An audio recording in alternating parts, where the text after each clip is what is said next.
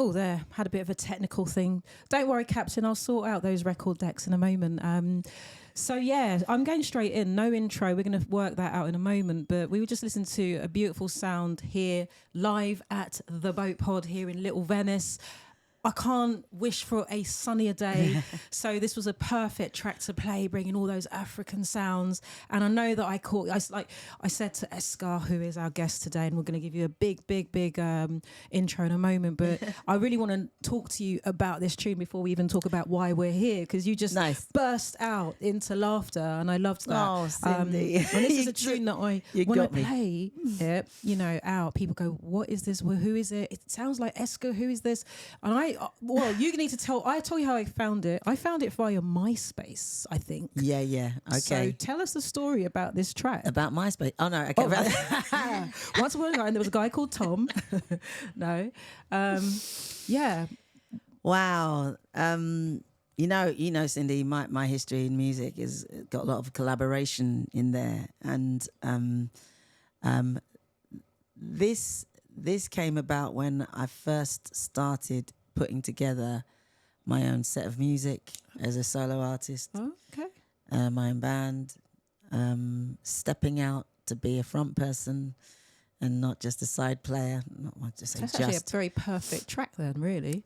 It's a very perfect track. I knew this all along. I didn't. But so literally, in hearing that, I'm going back to a transitional moment in my artist journey. When was that roughly? Oh my gosh, it's going to be over 15 years ago, maybe. Amazing. 20 years. I don't know. Really to when I thought, okay, it's time to start thinking about, well, what would Eska perform? How would Eska perform? What would she do? So this was a live recording? That is live at Coco. Amazing. And it was featured on a kind of, I think it was Amelia Ide who put it together, or somebody like that, who put together a compilation of all these independent artists. Oh my gosh. And this is how I found this. How beautiful. Yeah. Thank you, Amelia. Amazing. Thank you. Amazing. That's so gorgeous that that was documented. And my history in music also, there's a lot of live performance. I come from that tradition. So, it took a while for me to get my head around how to document a moment in time with music, which is all that recorded music is. It's just a document of a moment. But live is always where it's at for me. Amazing. So hearing that, actually makes me just the excitement in me is actually about the fact that it's live. Beautiful. That's real. All the mistakes going on, the keyboard being a bit too loud at one point, me dropping off on a note. I love all that because it's human. Wicked. It's proper. Lovely. And I know that this interview is going to be proper. I know that we're going to just be talking in a very real and authentic way because that's how I've always known you to be. But for those who are just tuning in, hello, wherever you are around the globe, you are locked into the BoArd with myself, Cyndi Handson, and very special guest, Eska, who is just about to release an amazing magical album entitled The Ordinary Life of a Magic Woman. So we're going to be spending time talking about that, obviously, and sharing some tunes from that, but also because I am a lifelong fan, we're also going to be delving into some things I always have wanted as a fangirl, first and foremost, to ask Eska. And I'm pretty sure a lot of other people as well, because I do like to understand a bit more of the artist process. Sometimes these kind of interviews can be very much like, tell us about the record. And, it gets, you're just doing kind of junkets and whatnot, but we're going to get into it, I think. Yes, let's do that. So I'm going to play one more tune, one of my favourite collaboration tunes of yours as well. This is the second one. And then we'll get into talk about who you are, why you are, where we're going, and what's the meaning of life. all of that. all of that stuff.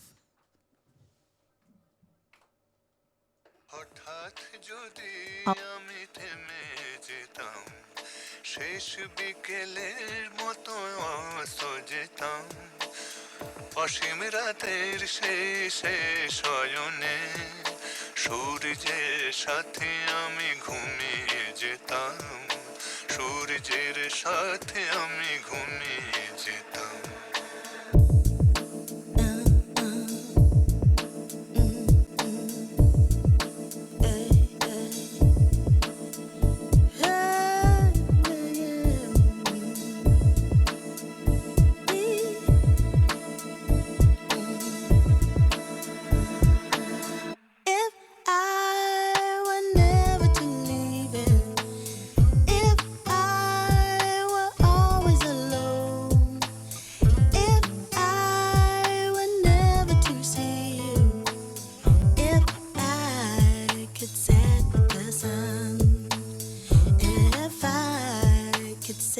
The sun. Keep moving, keep changing, keep flowing with the sun. Rivers rise, oceans rise, people rise with the sun. Yeah. If I were never to leave, if I were always alone.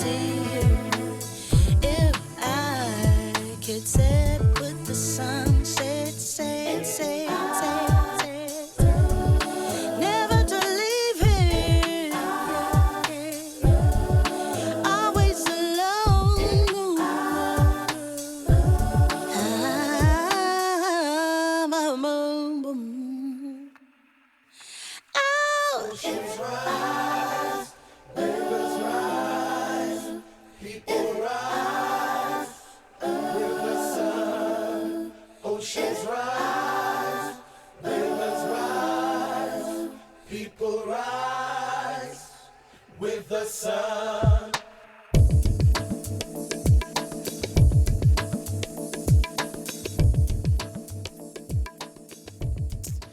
That tune, so much vibes, so much vibes. When Chris brought that home, there used to be a little record shop in Camberwell, and he played that. That was it, banger. Been playing it ever since, and might have been one of the first. I don't know if it's the first time I discovered your vocals, to be honest, but it feels like it was around that time because it was also when I discovered a brilliant album that I will never stop shouting about called by Quite Sane, a collective of musicians. We might talk about that a tiny bit, yeah, tell us about you've worked. Name some of the people you've worked with, Eska. Oh no, Come well on, that's crazy. Nitin. Well, props to Nitin Sawhney for that tune. Quite Sane was where it all began. Props to Anthony Tidd, and just a bunch of teenagers playing.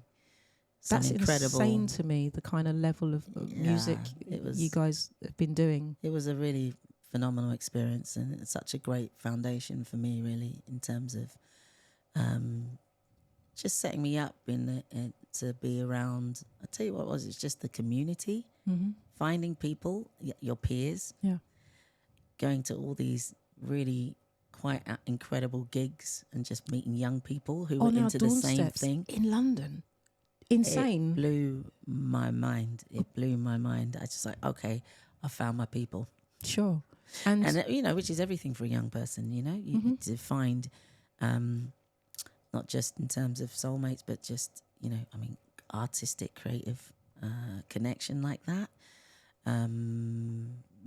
Really, really important, really powerful time in my life. Yeah. So if we do quickly talk back about how you got into music, it almost feels that you've always been in music, maybe before you can remember. I mean, you're multi-instrumentalist. Is this something that's come naturally to you? And then also adding to that, which I was the last to know that you were some sort of math magician. I always thought that people that know maths are very good at music. Do you think that's helped you? And there is I'm going to start making Venn diagrams. There is a correlation and there is an intersection there is an intersection in which, yes, both of those things, there are people in that intersection. However, there are people who are very much not. You'll meet mathematically minded people who just can't get with music, and it's equally musical people who can't get with maths. So it's not always, but just when that intersection happens, it can result in really interesting approaches to both of those disciplines. You've got people like Mozart or Holst, who are not Bartok, Anthony, people who that their creative artistic sensibility has also been inspired by mathematical concepts. Sure. This is and I've used some of those ideas in my music making as well. It's just a different approach to music making, which then you find the disciplines suddenly blurring.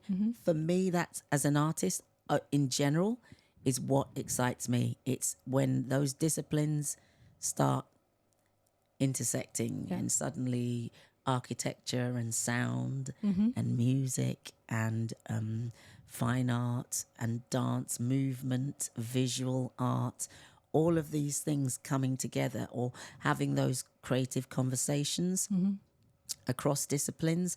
That's what fires me up as an artist. Well, I hope that South Bank are listening, and next year you should be doing the Meltdown Festival, because I think you would do South Bank. I feel like you'd be a very good person to kind of bring a lot of things. Like I feel like listen, you could do South that. Bank, I love what you're doing, but hit me up. Indeed, I've got some ideas. So talk to me about young Eska. Like, again, you were talking about, so you met this amazing music community. I think that sort of like the early noughties was a really special time for music in London. Chris and I, we keep harking back to this era. Even the captain of the boat, Sophie, was doing amazing things as a DJ. Like, everything that we're about and what we promote has come from that discovery. But you remember, Cyndi, it was like, look, hip hop and jazz were they were families. Absolutely. Do you know what I mean? Yeah. Like, and there were just so many, again, a blending of scenes where there was mutual respect and that cross-pollination going on. Sure. I think we're seeing a tiny bit of that happening again with some of the younger players. Like, we have to, nod to Ezra Collective as a very easy example. Absolutely. And how, Yusuf Days and that crew of youngsters. But it's taken a long while to arrive back there. There was certainly a commercialisation and a homogenisation of sort of progressive black music in London. And, I was heartbroken by sort of the late noughties at the lack of that fire. Right. Personally, from a DJ point of view and as a punter point of view, everyone's got their own POV on that. But you're talking about that time, that special time. Prior to that, you must have thought to yourself, I'm good at this music game. I want to be a musician and an artist. So before you met these wonderful other collaborators, did you think about, being your own star? Was that something you wanted to do from a very early age, or were you that kind of musician that always wanted to play with others? I say this as a person who used to play in a brass band. I loved playing together with lots of people, had no interest in the solo. Yeah. So I'm just I asking. had no interest in the solo. I always tried to put bands together and they wouldn't last. And it would really wind me up. I was like, okay. And I had you remember Bruno from Fame? Oh, yes. That's who I thought I was. Like, Right. I was like, I'll write the songs, I'll play, and I don't mind you singing. Someone else can sing, whoever, whatever. Okay. I don't mind being in the background and just letting someone else be in the front. That was very much my kind of whole vibe. But again, I had to work out why. Well, there was a lot in that little Eska, what was going on there. Genuinely, there's always been an interest in the faders and so the back end. I've seen you. Music, I've had the pleasure to be in your house, and you've got a little studio, and you're there, all plotting of away. that exactly. So it's like it's not that wasn't true, but there were other things, resistances that I had to work through, and forces that I had to work through in order to. Can we get to the jugular of that? So for me, as I can share my own experience, and it may not be similar to yours, but I had lived in Ghana for a time, even though I was born and raised here, and I was quite successful in TV and radio. I came back to London let's not even talk about that. I can't do the maths. But no, on a serious level, I've come back, and everyone's like, "Oh, Cyndi, you did so well in TV. You should do that here." And I was like, "There's only one. There's June Sarpong at the moment." And I'm not as pretty as her anyway, and colorism is real. And this industry, both run by the black industry, people in that, and those who are white or whatever colour, don't really understand this optic. I can't be bothered. So I'm similar to you. I love production. I love putting on events. I don't need to be in the front, forefront. So it didn't hurt me. But I also knew, this optic is never going to run. Now, fast forward to now, and I'm seeing an amazing array of representation, being able to, be at the forefront of presentation. But, was there a similarity in terms of, especially from a singer point of view, when at that period of time, I felt that the unique breadth of black women vocalists had started to homogenize into a slightly beiger existence, for want of a better word. I hear you. Well, let's get into it then. Okay. I was always conscious of body conscious, and colorist conscious, and I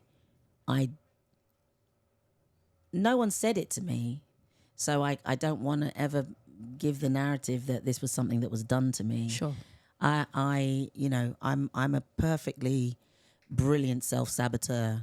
I don't actually need any assistance in that department. Unreal. And I just kept, every time I would think about it, I had so many reasons why I shouldn't be fronting anything. Which is nuts to me, but I understand. I don't look the part. I don't sound the part, and so that actually, in many ways, me saying that to myself, that being my mantra, internal, very deep, down, internal, made me actually.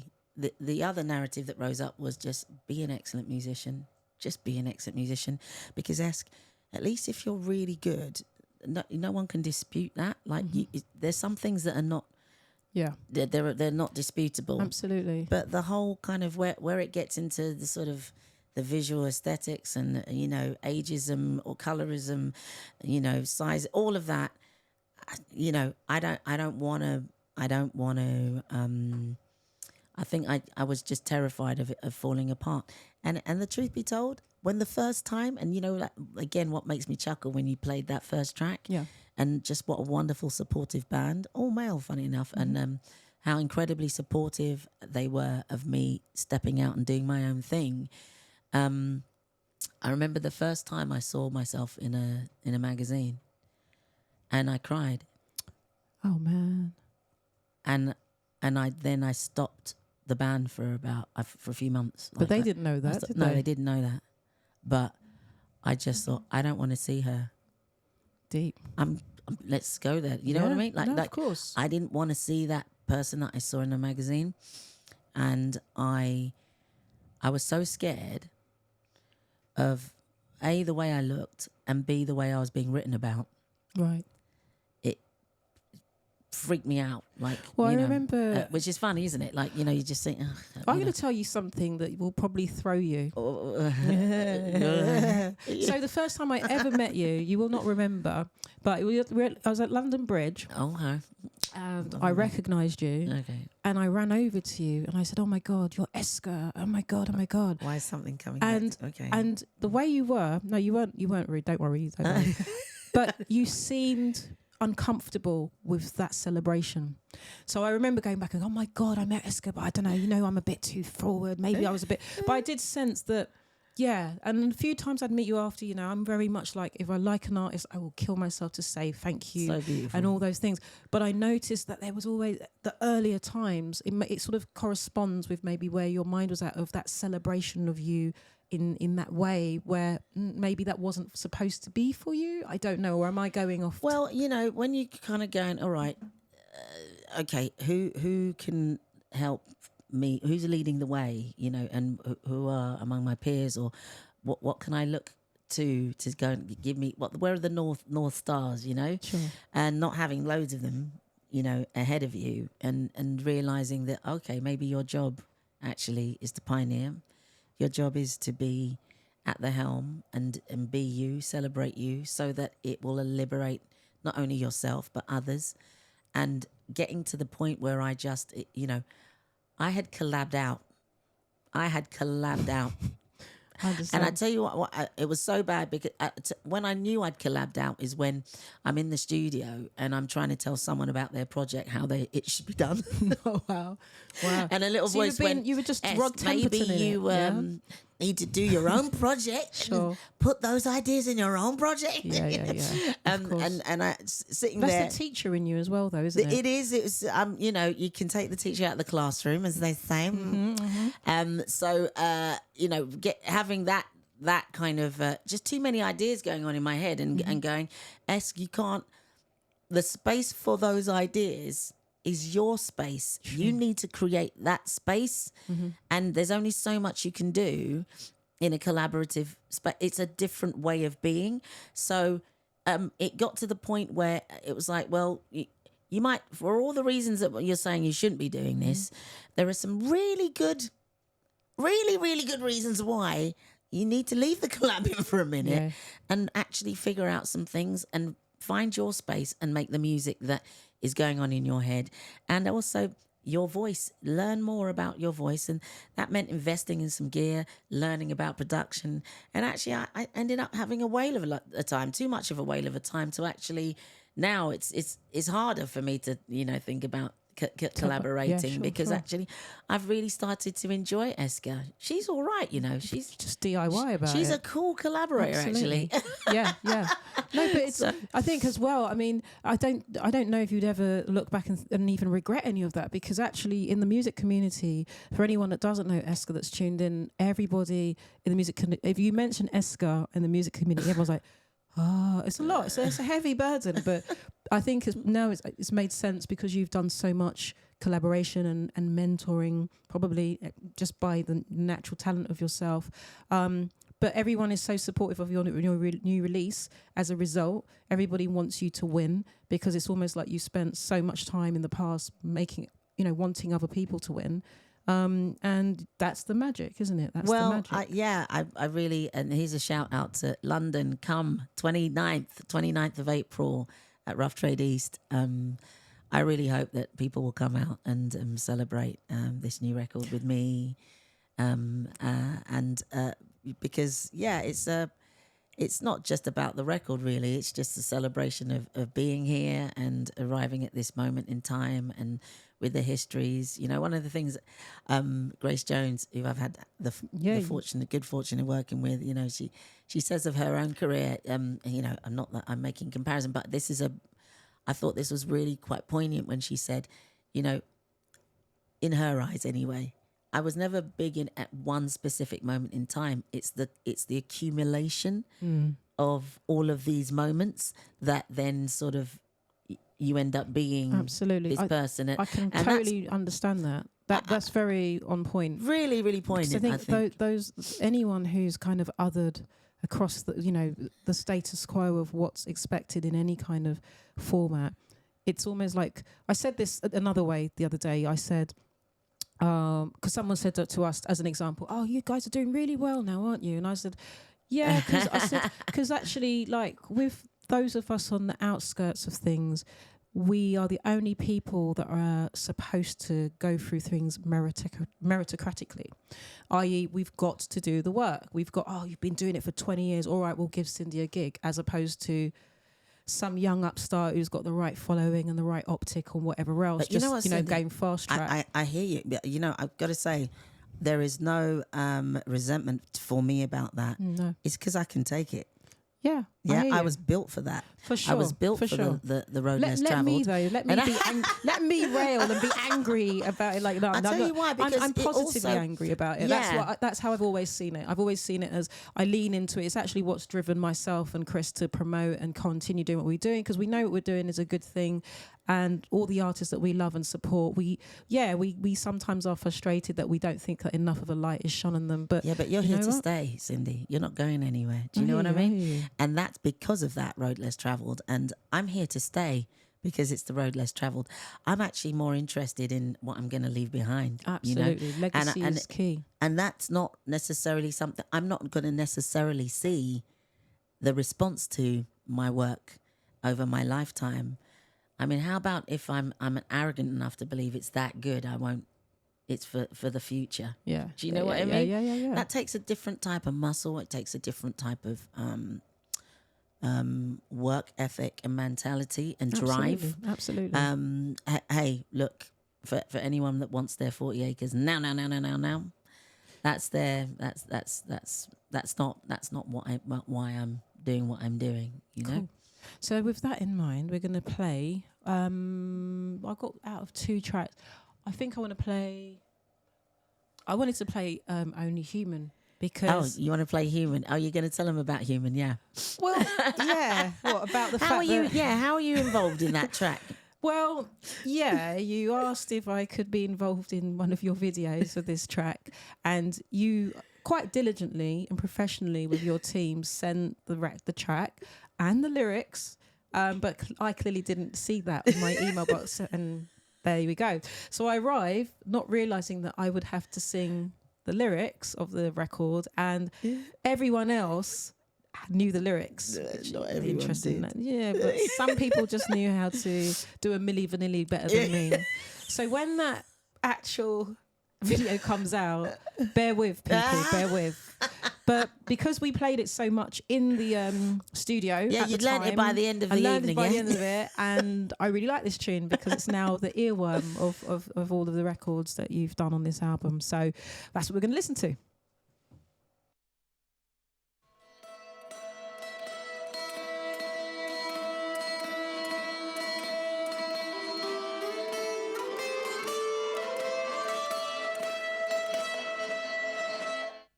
I get a little bit lost sometimes. A certain mindset creeps in, doing things I can't explain along the line. Along the fine lines with the metal and white.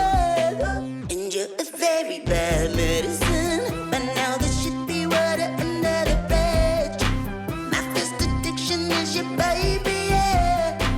Ooh, ooh, if you could read my mind, you wouldn't be impressed, no.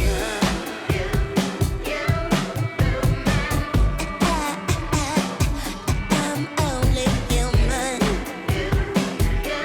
Human.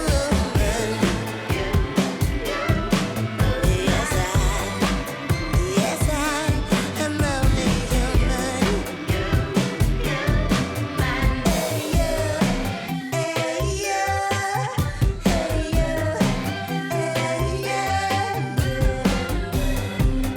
Looking for attention. You think I'm not around your finger well. Now could you take me as I am? Call me peculiar, but I'm not the only one. Self-sabotage is capable. I can destroy it all, everything in the building. Well, at least I can see it. They found the temple, hoping grace will save me now.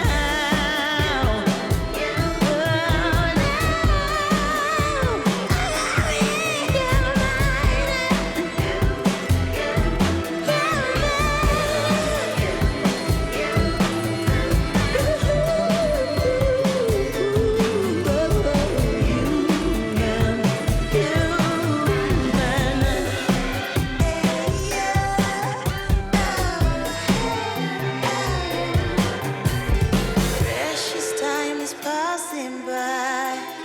My defense is fight or flight. Where'd you think you'd find me? Under the bed, in the fetal position. When I get scared,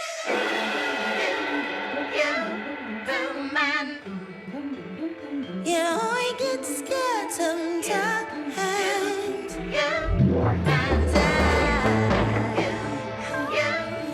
They're not out. Just sick and tired of the same old shit. Get out.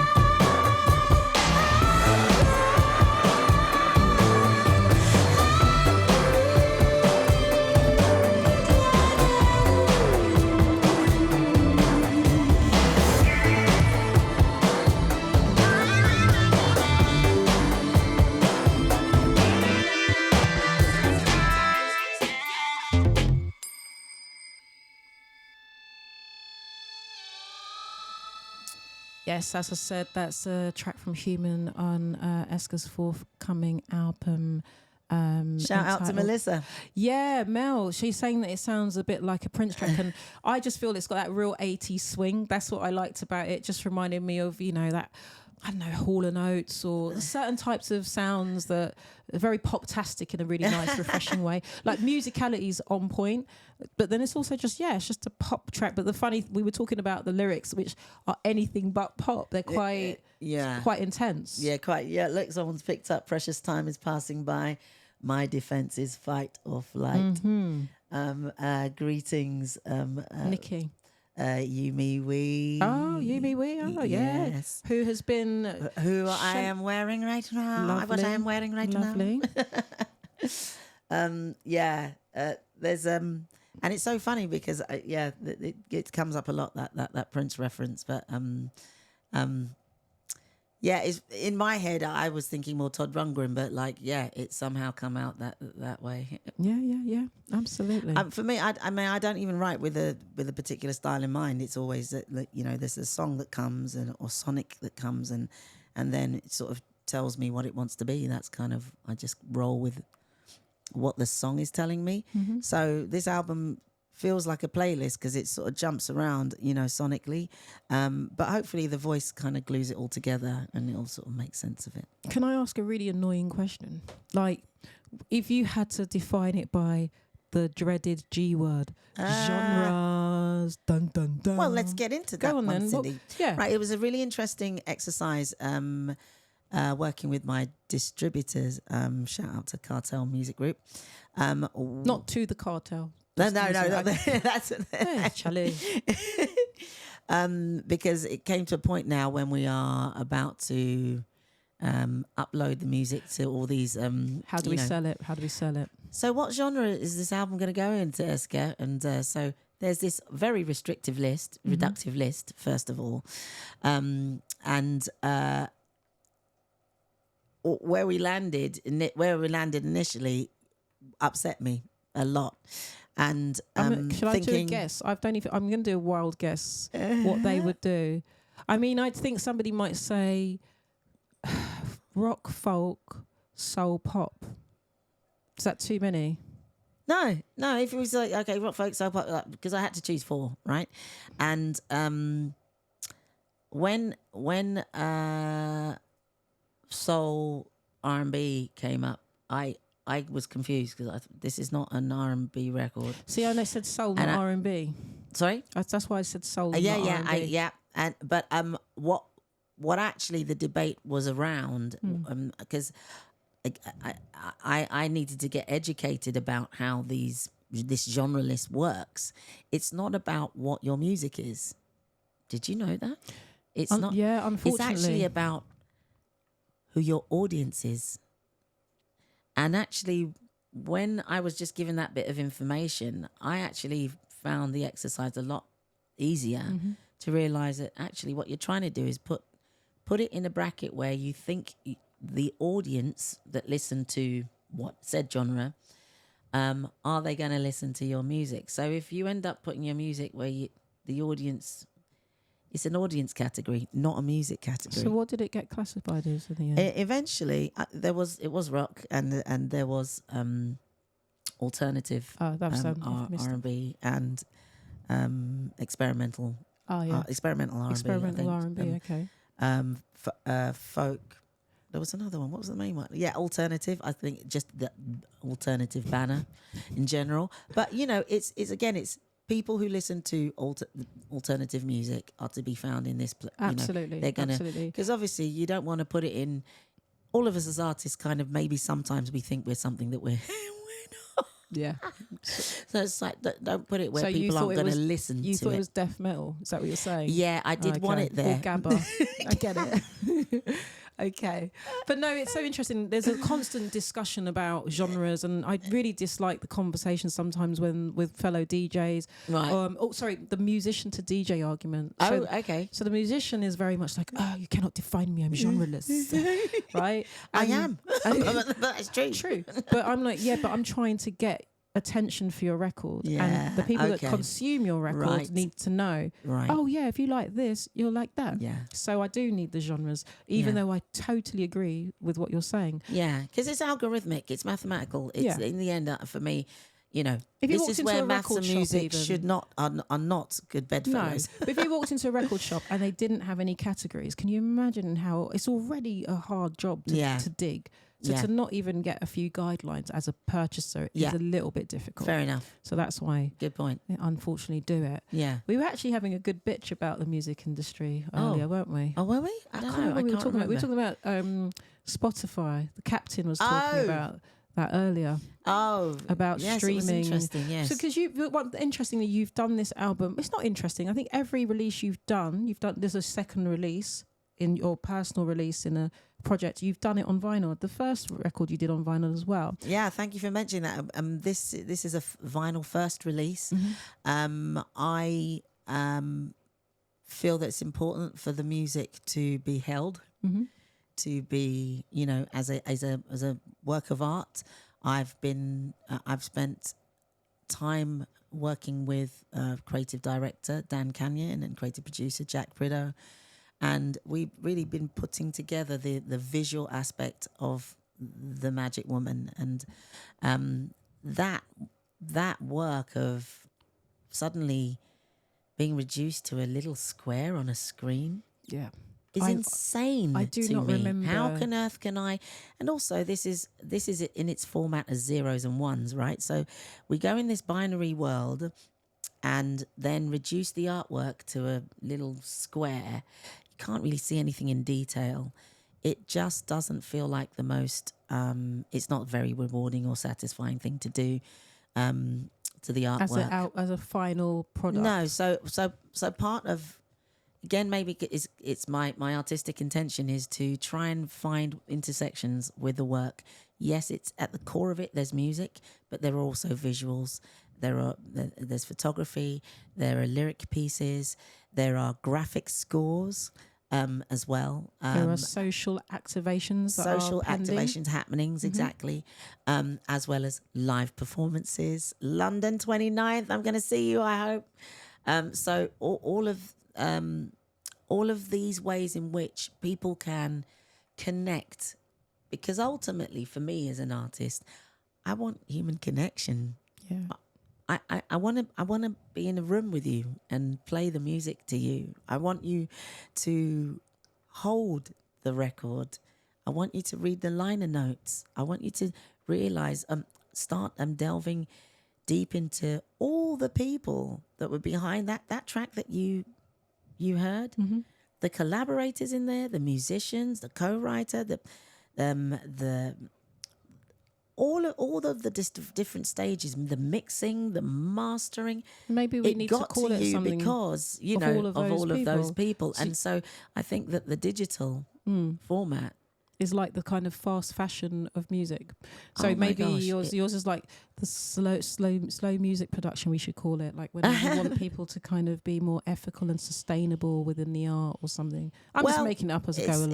It's ethics. We need to buy music. And I love the fact that you've bought a record deck the other day, so you're actually committed. I bought 2 record decks actually. Amazing. One for the studio, one for home. Oh, great! Another DJ is on the way. Too many DJs. Honey, that's not going to happen. If you were DJ and I could handle it, I could handle it. I think. Have you really? That's for me. It's got to be about buying music, and us musicians. We got to be the first to be doing that. We've got to buy music, and I don't want sympathy buying. I'm done with hearing musicians going on a sympathy rant. You know, please help me have a career. Please buy my. I'm so glad somebody said this. No, because I don't want a musician to do that. I don't want to do it myself. We didn't do music to go with a begging bowl here. Buy it because it's great art. Because what I've made is great. You know, because you like the artwork from the visual to the audio. I might have to, in post-production, just take that clip and loop it as a message to people. The amount of people that send promos, I'm going to get killed. And they're like, oh, you didn't pay my promo. And it's like they never give you the opportunity to say, did you like it? Like they don't even ask that question. It's as if we have to promote it because they've sent it. Sadly, music isn't about... You know, in terms of from an industry point of view, I mean, there are 2 industries here, Cyndi, and actually, again, it was a wonderful conversation with my distributors talking about this, saying that there's the music industry and there's the music business, and then there's the art industry, the art business. Okay, I'm in the art business. I'm not in the music business, right? So I need to think about my art business and. Doing all that I can to make the best product that I can, to put on the best shows that I can, for people to come to that. End of. Any other kind of craziness about please help me. No, I'm not. I'm not doing that. With that in mind, we go to I agree with what you're saying. What the blaze is? Why has it come to this? Culture is I think has also kind of. What do you mean? Well, just that people, because I've made it, you should consume it. Because I've done it, you should. Oh, because I did it. Because I did it. It sounds like a 5-year-old, isn't it? It's like when it's like when your kid, 5-year-olds are mummy, entitled, as you know. Of course. So yeah, it's an entitlement culture. Like, we're going to reduce back to 2 years of age. You know, talk about that with the music industry. We talk DJs. Oh, I need to be booked. No one's booking me, and I'm like, dude. set up your own gig. Do you know? Do you know what I mean? Like, Oh my God. The amount of, this is a terrible time for DJs right now. This is the pre-festival time. Okay. So this is where we're all scavenging around for gigs, right? And because the ever, dwindling kind of platforms are out there, there's hardly anywhere that you can actually get well paid and, play to a really lively, large crowd. Right. So of course, festivals are where it's at. And everyone's like, oh yeah, if you play at festivals, you've made it, and you can do that, lovely video with people clapping and watching you with their phones, all that nonsense. Anyway, and yeah, there are so many. Well, you know it, you see it. Come on, you've seen it a million times. I mean, I'm just probably going to get myself kicked out of the gigs now. They're like, Cyndi, this is not what you're supposed to say. We've just booked you. But on a serious note, it's just this thing of there are far more DJs out here at the moment than there are promoters. And so what that means is that everybody wants to be on a platform, but there's not enough people creating a platform. And then they're moaning that they are good DJs, they should be given a platform. And I keep trying to say to people, we need you to do more platforms. You need to be part of this process. You need to create. You can't just be taking and not adding to the industry or to the culture. But anyway, this isn't about me and my rants about DJing. This is about you. It's all because it's all part. It's all part of the same. Right? So I'm glad that you said that about, the entitlement of some wonderful musicians who are a bit misguided in the way they wish to promote themselves. Yeah, remember again, back in the day, like it was utopia, but you just put your own night on, don't you? Okay, I know it sounds easier than you think, but like play wherever you can, Absolutely. And I've been watching you with this promotion of this album, and I'm seeing you do the work. I'm seeing you graft. I'm seeing you travel, move around.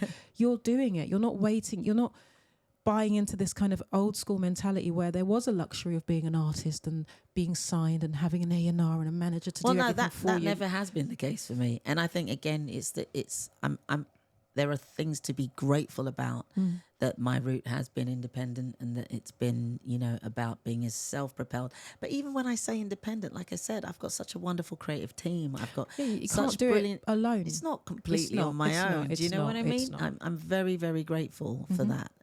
So, yeah, we're never alone. No. Finding a tribe, I think, is key, isn't it? Absolutely. The tribe. And shout out to so much of the tribe actually on the chat room. So thank you for joining us. Yes, thank you, Lorraine. Shout out to the Boat art Pod. business. I'm sure that the Boat Pod have been showing some of the lovely sceneries on Little Venice.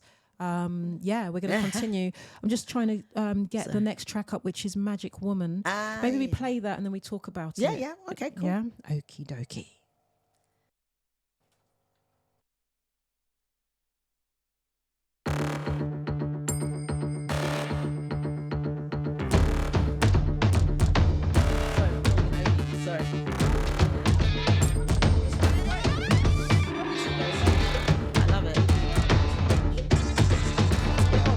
Got to be around a secret, sacred woman. She can do so many things. When you're not around, you got the image from the tree.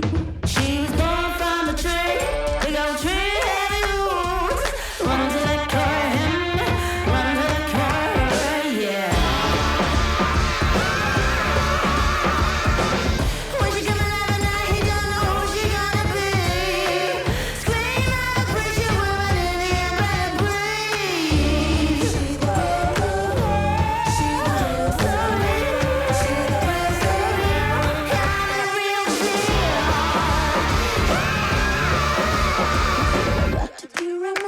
Secret woman, got to be around my secret girl.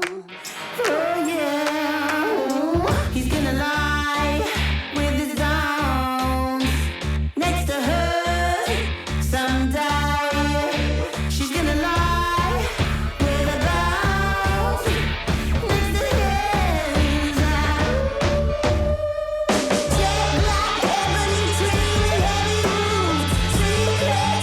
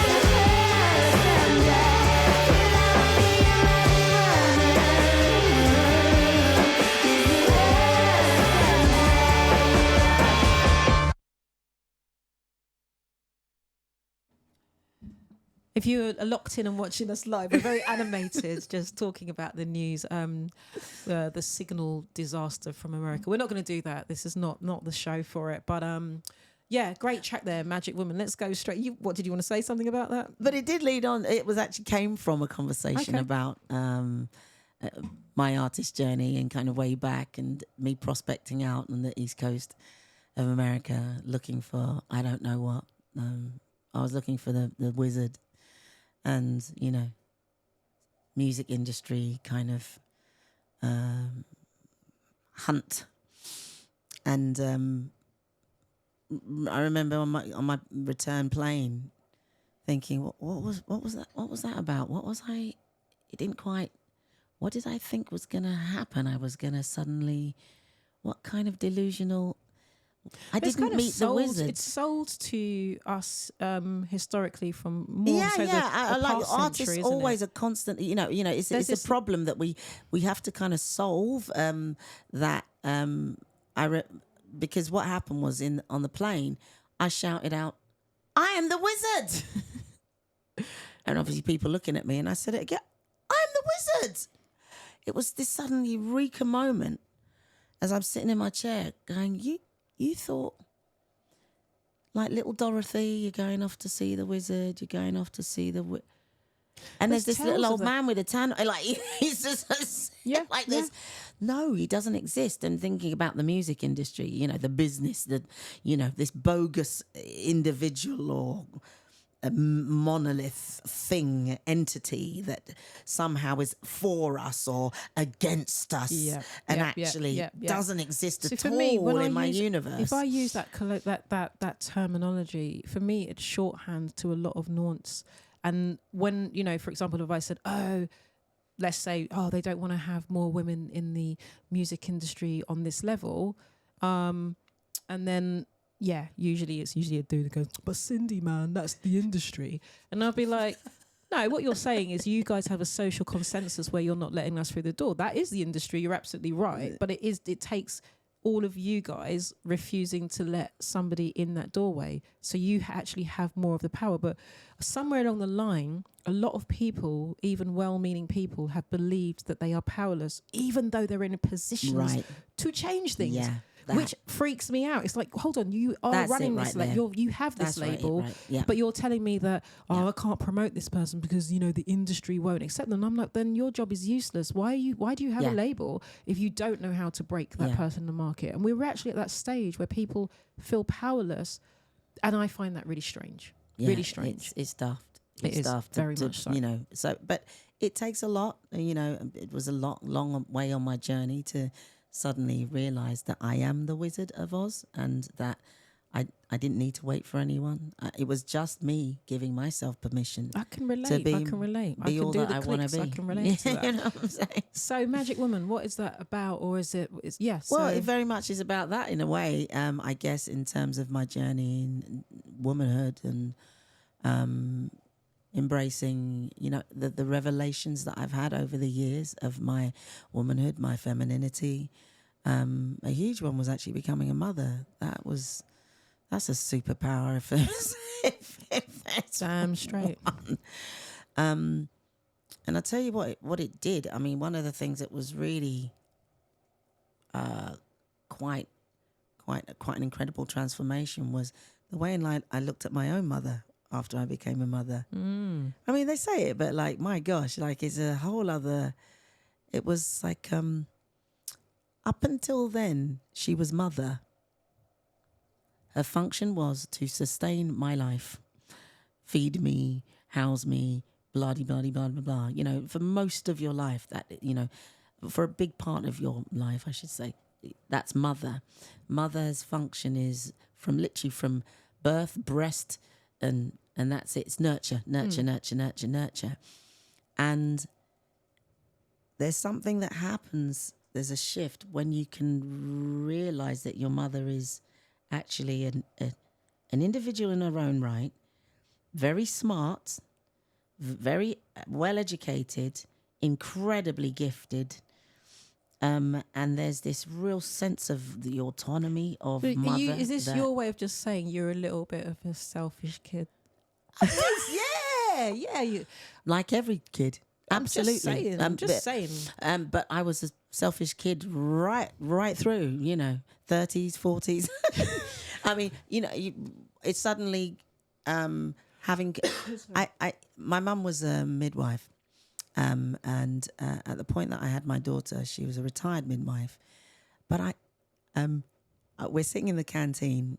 Cyndi and I share an incredible journey with our daughters, who were both in the neonatal unit at King's Hospital together. And one time in the canteen with Mum, and she's telling me these stories of her midwifery days, and these stories I've never heard before. And I say to her, Mum, I mean, incredible stories. And I go, Mum, how is it up until now you've never told me any of this stuff about your career? And partly the nurse in her, but also partly the just being African, the classic, just her answer was, because you never asked. Them ones. Simple. And I remember sitting there, my heart, it just sank down, kind of like, no. Oh. Bad Eska. Well, just like the reality of, wow, I didn't ask, I wasn't interested, I didn't ever show interest, and here you are. You saved my life, you saved Wanda's life, and you're this glorious person. Like, I feel like I'm just getting to know. It's like an onion. So did that that's the magic of women. And that's what I was thinking. That's you just started the to magic explore of women, that. and the woman has that, and in that way, the feminine, or one of the superpowers of the feminine, that can hold authority. Certainly, my mother, that they can hold this authority without saying anything. They don't feel the need to show anything. They just are. I feel it's a bit sad, because I think we should get into an age where your child, without it being that you're not too much of my friend, little one, but there should be a balance of your parent is a person and has very, much has other interests and things beyond you. I think that's a healthier possible way to go forward with it. But that's down to the child. It's never down to the parent. It's not like the parent doesn't want to share that. But if you as a kid don't show interest in who your mother is or who your father is, kids are why are they going to age. go out that way? Look, my kid's over like coming to my gigs. She's over it. This is for the next 11, because to put it, Wanda and my daughter. To be fair, she was out with me last night, though, so I can't even. They're the same age, and so they're at the same dumb milestone, which is they no longer think we're cool or whatever. I love it. That's going to happen. I love it. I'm like, okay, see you later then. I love it. Bye. I absolutely love it. I'm happy with that. If she laughs at a photo of mine or something, you'll just laugh like, that's really not cool. Yeah. I love it. Yeah. But to kind of hold, I think, Magic Woman, for me, is a celebration of the fact that there are many faces of womanhood. Mm-hmm. That's it. Also, me accepting that. There's that there is the mother, but sister. There's the glorious preacher woman wailing. Then there's the complete opposite spirit and attitude. But they're all women. Absolutely. And so for me, it's a celebration for all women, all magic women who hold it down, and out of whatever ashes that there are, that they still rise from that, Amazing. and keep going. So that's the anthem. So remind us when the official release date is then, please. Well, there are two. I kind of like this campaign because I get two releases, because there's the final vinyl first release on the 25th of April. So if you participate in that, if you buy the vinyl, if you come to any of the in-stores, and you get a record for the in-store purchase anyway, so that's brilliant. 29th London, 30th Southampton, Vinilo, 1st of May, Rough Trade Bristol, and a really special one actually on the 26th, the day after the vinyl release, in Hastings at Dark Circles. So all these events, you can get the vinyl first, and then you're going to have the record a month before its actual official digital release. Lovely. So these will be you'll be the first listeners of the record, and then the official digital release is on the 23rd of May. But yeah, I'm really here to try and celebrate people who want to participate in actually buying music. Amazing. And it's never like a boring conversation with you in any capacity. So that's been great. It's been great. I'm looking at the time. I've been told we haven't got much time. And there's something to be said about wanting more rather than, we could talk for a long time, but yeah. What I could say, though, is we did talk about some music that means something to you. I think we can sign off on one or two of those. So you choose out of the three you've given me. Shall I choose one, or do you want to choose the one you want to play that means something to you on whatever capacity? Only because this was the first track that I put on my death playlist. What's a death playlist? It's mad, but I don't know if you've got any tunes that, like, when you a tune that when you hear it, you think, I want that one played at my funeral. I have ones that I don't. I've got a few things actually. I've got tunes you should never not like come in and play. I've also got I've told the captain that being from an African background, I do not want, there's certain people should never get on the mic and start trying to come with their, I knew Cyndi, or trying to like sing their whole damn EP at my funeral. I'm not having it. So those are the rules, but I haven't thought about the actual track. So you've thought of it in a much more Eska way. It's just really weird. Like sometimes you hear a tune and you just go, oh, I don't know why it's making me feel like next universe. This was the first tune I heard that made me feel like. I remember turning to my brother when we were listening, going, "Yeah, play that at my funeral." Nice. So which is it? Max Roach, Equipoise.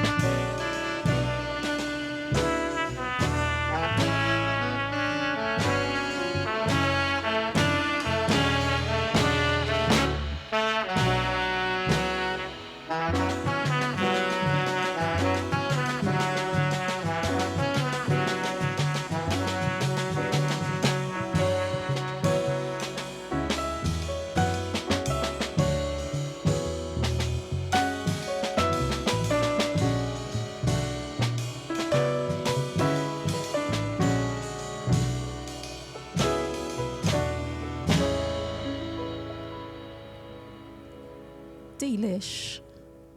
Precious. Very, very beautiful song. So I kind of sombered the mood on this very sunny. What's the date today? Is it Wednesday? No idea. I don't know. This Where is the are we? thing, isn't it? When you work for yourself. Yeah, it's a sunny day. Let's just Beautiful say that. Sunday. Beautiful day. Beautiful. And you know what? With streaming, you could be like watching and listening to this in the year 2040. So go Wonderful. figure. That's the Yeah. wonderful thing. And that may be a good segue. Wonderful. Into our Wonder. sign off. Eska, thank you so much for coming Thanks, here on the Cindy. Boat Pod. Thank you, BoArd. And thank you for being so candid and graceful with the positioning of such an open conversation, because I didn't give Gorgeous. you any heads up on what I was going to try and All get good. out of you. All so good. thank you so much. Yeah. Boat Pod crew, Captain and Kayla. Thank you, Captain. Thank you for the coffee and Thank you, the Kayla. Earl Greys. And thank you for all that have been tuned in today with the support. We've seen a lot of lovely words on the Boat Pod website chat room, so thank you.